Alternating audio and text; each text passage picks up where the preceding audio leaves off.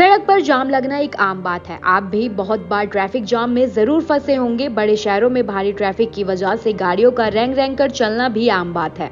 लेकिन क्या आपने कभी सुना है कि कोई ट्रेन भी ट्रैफिक जाम में फंस गई हो? शायद नहीं सुना होगा, लेकिन यूपी के बनारस में ऐसा कारनामा हो गया है।